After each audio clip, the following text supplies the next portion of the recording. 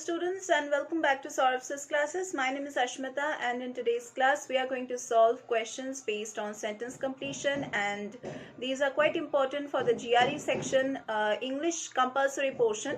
So let us solve these questions. Before starting, let me tell you that these kind of questions are just like fill in the gaps, and you need to make a sense out of the sentence which is provided to you with blanks. You need to put the options which are shown over here, and you have to make a complete sentence from it so that you can just make a proper sense from the fill in the gap which is given. When Fraser's editors at Macmillan tried to dash his endless augmentations, he insisted on a type size so small and a page so packed as to approach illegibility.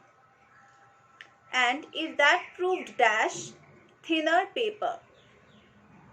They are talking about Fraser's editors. Now Fraser is a person, and his works were being edited by the editors at Macmillan. And who are editors basically? We can say editor is a person or persons who are in charge of and also determines the final content of any newspaper or magazine or any kind of multi-authored book. So Fraser's editors were kind of trying to edit Fraser's work at Macmillan. You all know Macmillan is a quite well-known publishing brand.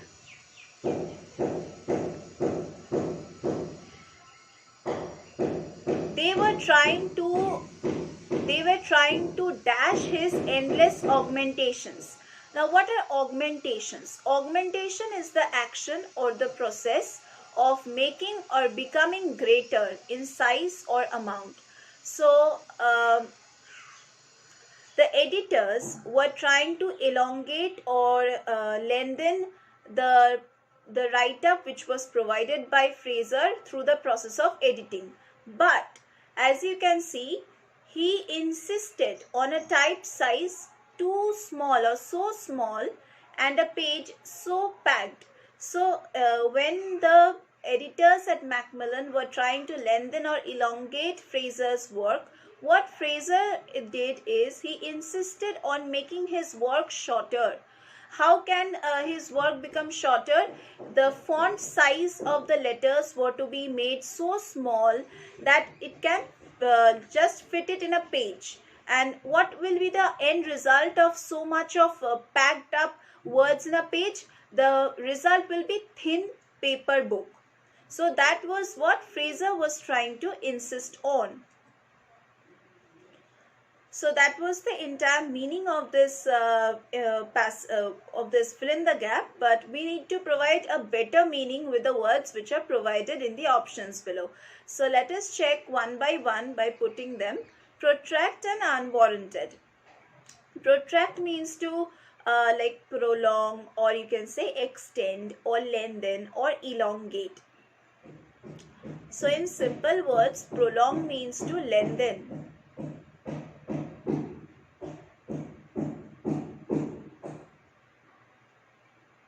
And unwarranted means kind of unjustified or unjustifiable or not justified or not authorized. So in simple words we can say something which is not justified yet.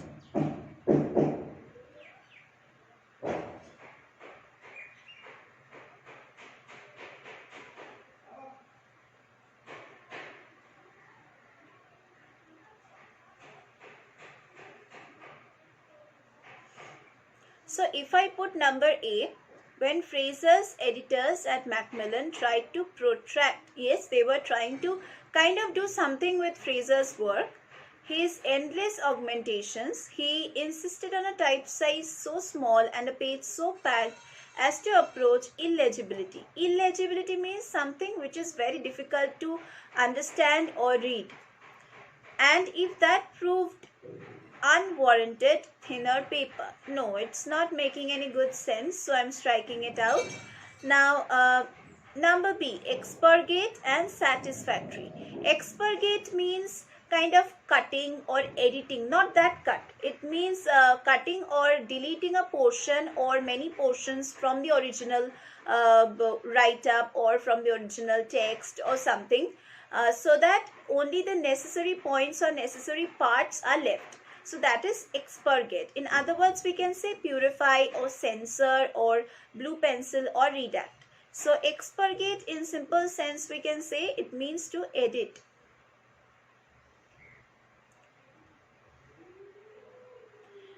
If I put try to edit his endless augmentations, all right, it can go up to some extent, but let us see satisfactory by putting it in the last line.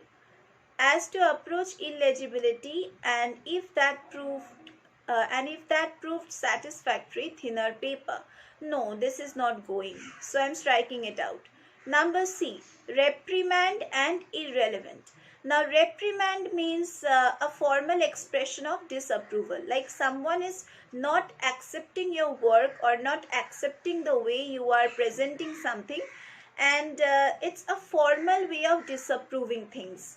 And you can, in simple sense, you can say roasting or criticism or scolding. All right, so here I would say criticism.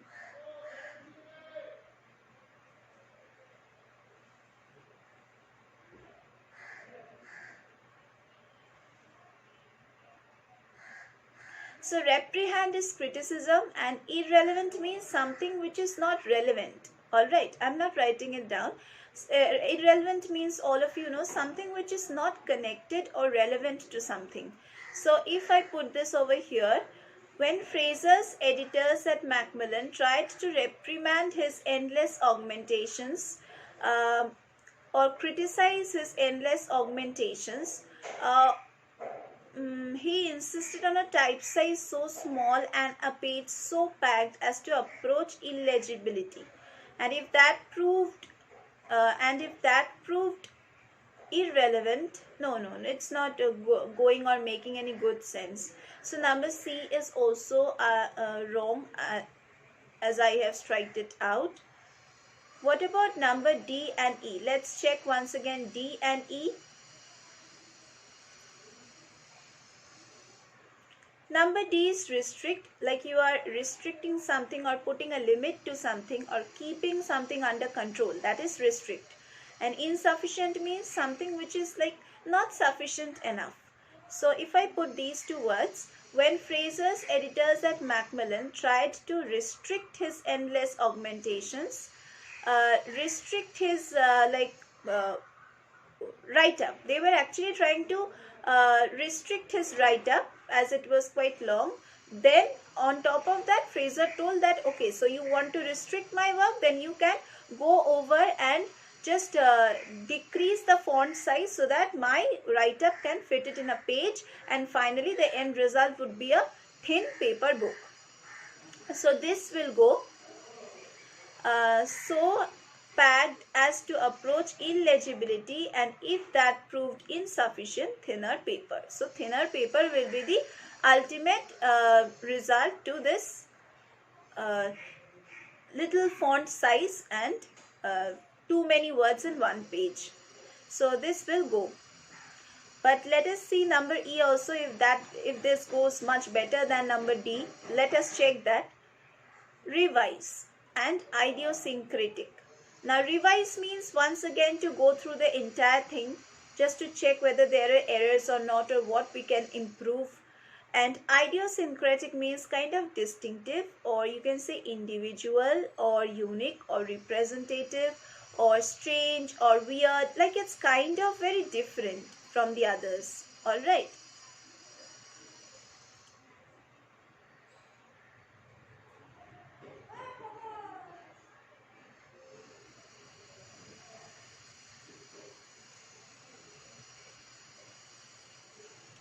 So if we put this over here, like when Fraser's editors at Macmillan tried to dash his endless augmentations, tried to revise his endless augmentations, he insisted on a type size so small and a page so packed as to approach illegibility.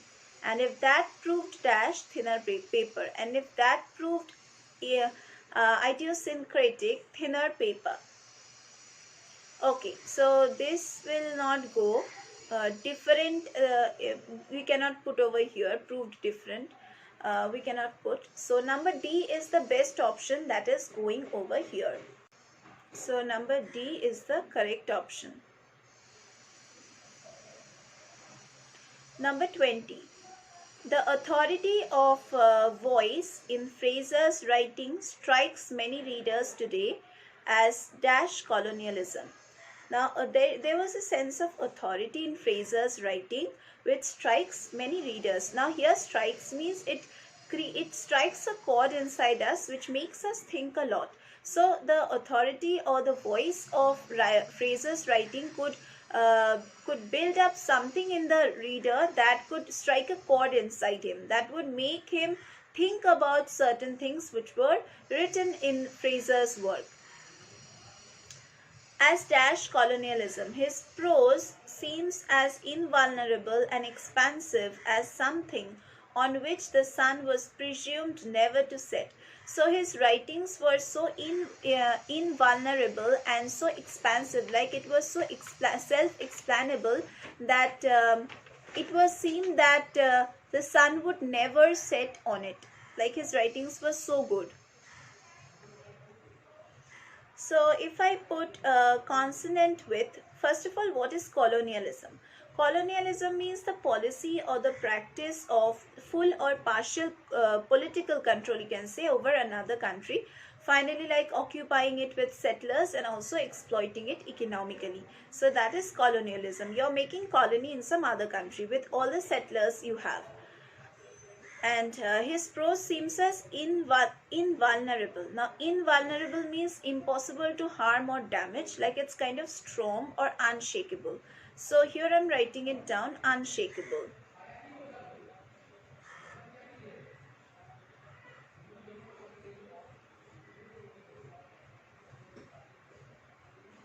And expansive. Expansive, you all know expansive means in details, as something on which the sun was presumed.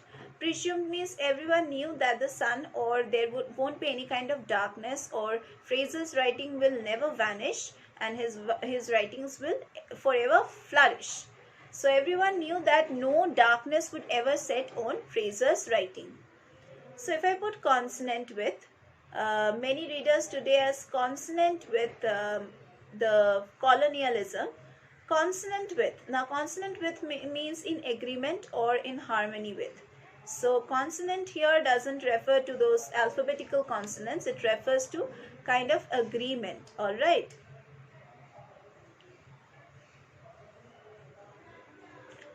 Or in harmony with. So this can go.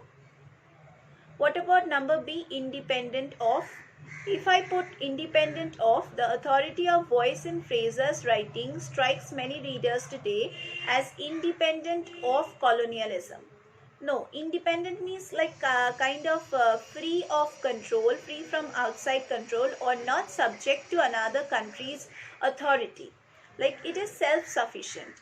So this Fraser's writing always taught us about the unshakable, or like now this Fraser's writings always taught us about the harmony with colonialism through Fraser's writings. So we cannot say that it was independent of colonialism. Obviously there were certain traits of colonialism everywhere, and we still feel that colonialism has left an impact on the society. So no country is independent of colonialism.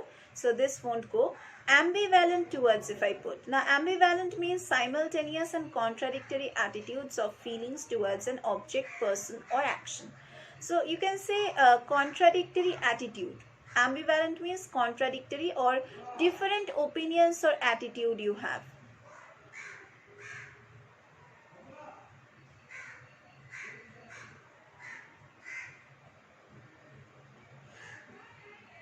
If I put the authority of voice in Fraser's writing strikes many readers today as ambivalent towards colonialism. Okay, number D.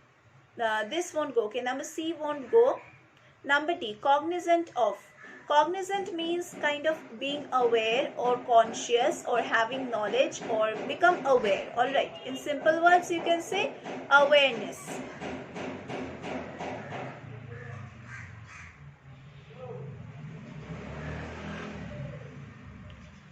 So if I put over here, Fraser's writing strikes many readers today as cognizant of colonialism. No, Fraser's writing doesn't talk about the awareness of colonialism and all. It always showed us how people were becoming more and more like in agreement with colonialism. Okay, detrimental to means it was harmful to or damaging to. So this will also not go. She did not talk about the harmfulness of colonialism, so this will also not go. So the correct option for this is number A.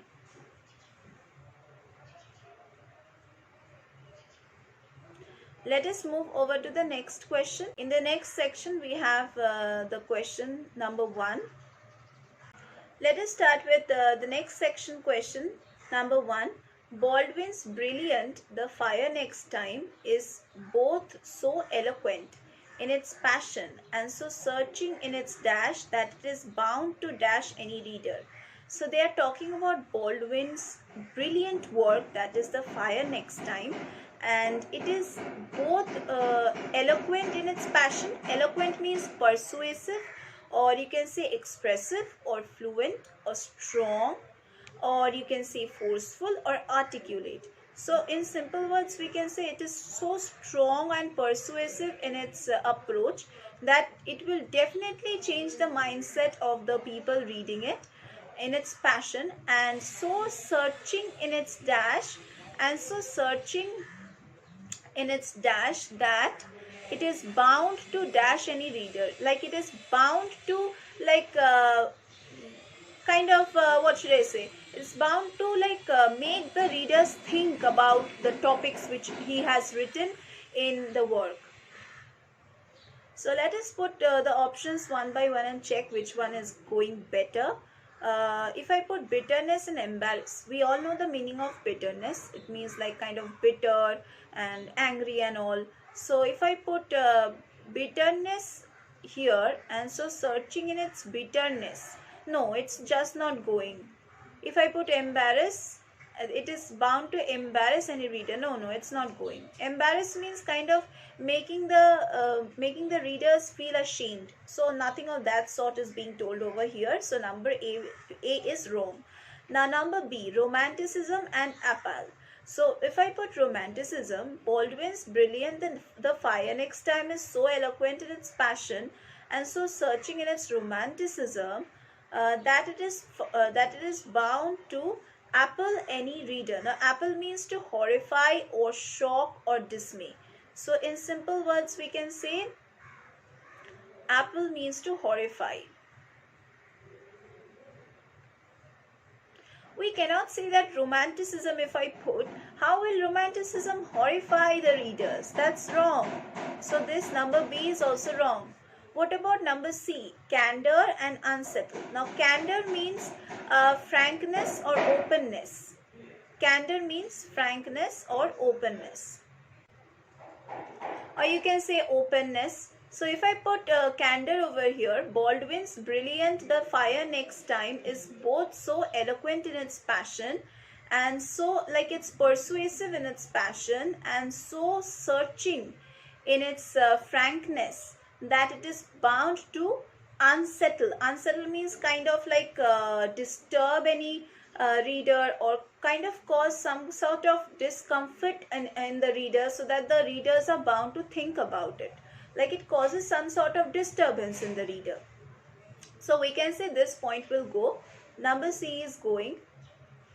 But we need to check, as I told you, that if there are better options than number C, then definitely we will go for those options. Let us check number D. Indifference and disappoint. If I put indifference, now indifference means kind of casual behavior. Indifference means lack of any kind of interest or concern, or any kind of lack of sympathy for something. And disappoint means like kind of you're making someone angry or irritated. So if I put here indifference, Baldwin's brilliant The Fire Next Time is so eloquent in its passion and so searching in its indifference. No, it's not going. That it is bound to disappoint any reader. No, it's not going. Number D is wrong. What about number E? Conception and bore. If I put, now conception, everyone knows conception means kind of any concept you have about that particular thing, and bore means kind of getting irritated about something. Baldwin's brilliant The Fire Next Time is both so eloquent in its passion and so searching in its conception that it is bound to bore any reader. No, it's not going. So again, I'm striking this out. So the correct option would be number C.